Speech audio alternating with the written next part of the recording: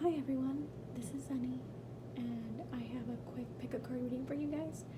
For those that are parents, I don't think there's enough pick a card readings for you guys, so I hope you guys enjoy a mini pick a card.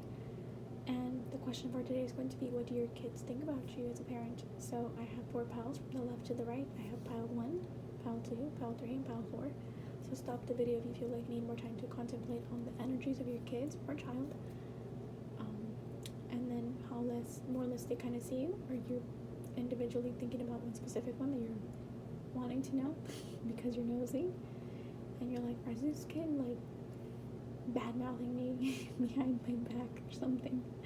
I mean, we all did that at some point with our own family members.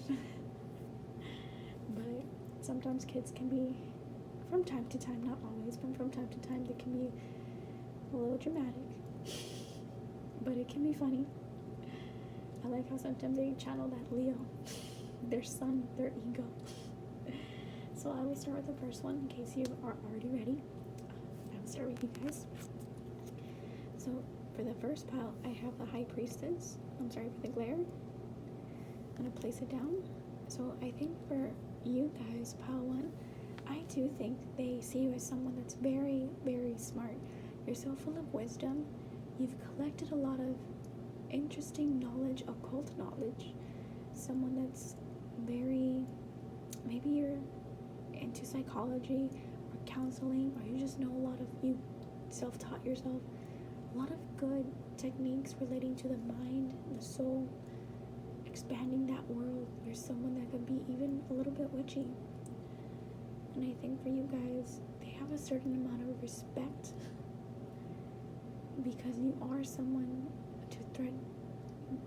They tread with caution because you could be very nice and giving and loving and understanding, someone who's very empathetic, but also someone that can put them in their place, and not like in a physical way, but it's more like, if you do this, you realize you're not gonna get these, not amenities, but like these incentives, like whether you want to go out with your friends or whether you want to go spend some money like the mall or something. It's like you kind of know where to hit them with like those not those punishments, but you know, those like warnings. It's like, don't get smart. But they do think you're someone that's very a respectable figure of authority, someone of status, someone that's possibly also beautiful, who's also very in tune with your emotions. Like, look at this moon over here. You're someone that's a chameleon, not a chameleon, a peacock. You're someone that's just maybe have your third eye open. All you guys have a very intuitive psychic family, but I do think you kind of know how to navigate them between the black and the white energies, gray areas. So you really know how to channel your kids' energies and kind of see what's wrong with them when they need to talk to you and approach them. And they do see you as someone matronly, someone that they can confide in. So I hope that helped, pile 1. And the next one I have is pile number 2. You guys have the King of Swords reverse. There you go. So they see you as someone who's reserved when it comes to, if you're like a person of few words, but when you do speak, it's for a purpose and a reason.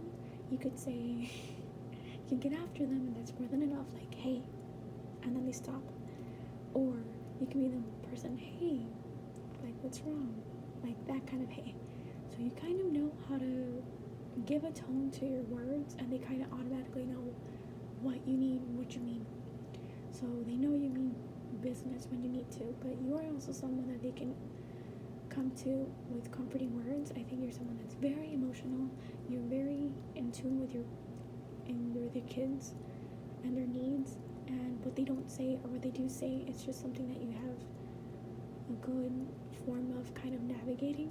I think you've known them for quite some time, and you're someone that, I just feel like they sometimes kind of twirl you out. I forgot the expression, but they twirl you. It got you wrapped around your finger.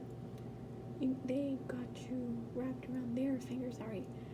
So I do think you're someone that wouldn't necessarily lash out at them without good reason when it comes to your words, but I do think you're kind of not someone that's going to purposely do that. because I think you're a softie, and I think you're kind of like, you melt, you're a little marshmallow when it comes to your kids.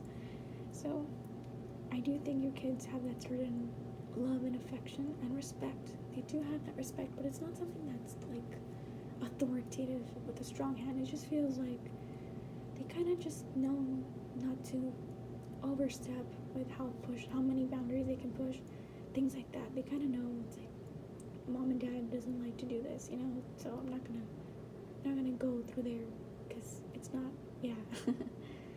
Or maybe they misbehave a lot and they know how much they can misbehave before you get after them, things like that. It's just someone that they can talk to, communicate, but a person with not that many words that needs to be communicated. It's someone that's kind of reserved.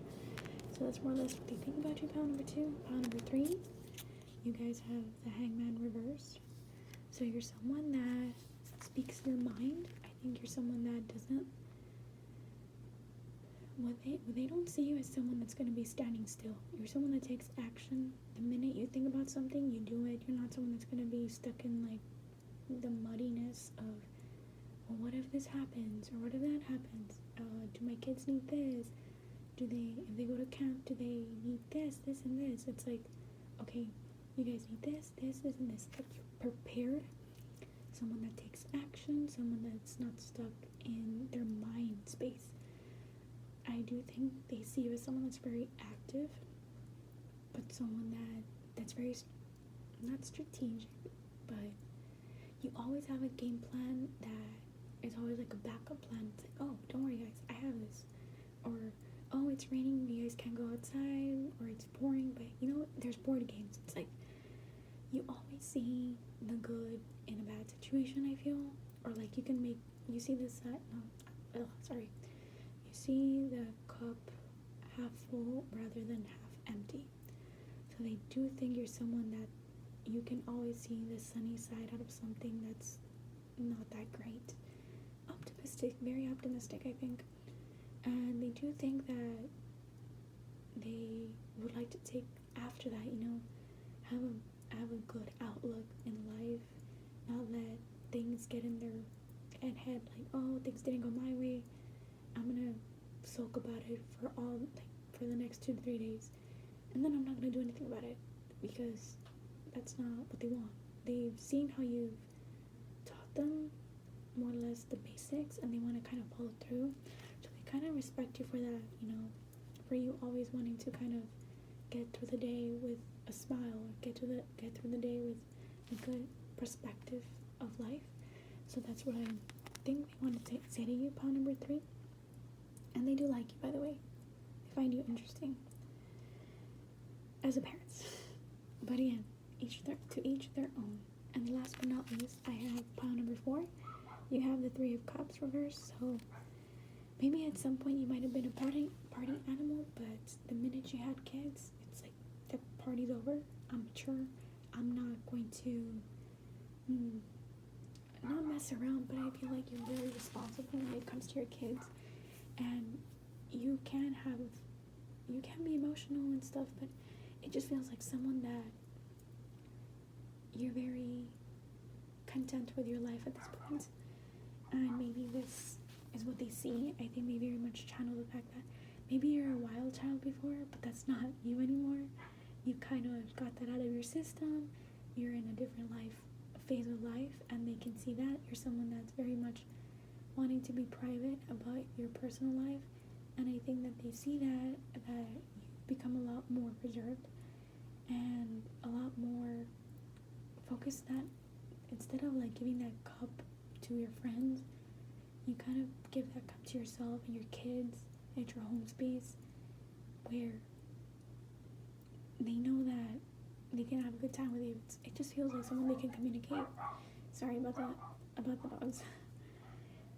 They definitely think that you are someone they can kind of talk to, and they can see you as a friend from time to time, but it definitely feels like they see you as someone that chose motherhood as their life in this moment. So I do think they can see you from time to time, maybe have like a brunch, but it feels more like are more of a loner and not so much like a social butterfly, introverted, respectful person, but it feels like someone that doesn't feel like they need a lot of friends because they have their kids. Their kids are first, and you're more than happy with your cups being filled that way. Someone that has a lot of love and affection for them, someone that can also be stern when you need to. If they try you, you can be stern with them, and you don't have an issue, giving the proper punishment for them when it comes to them misbehaving, in such scenarios, right?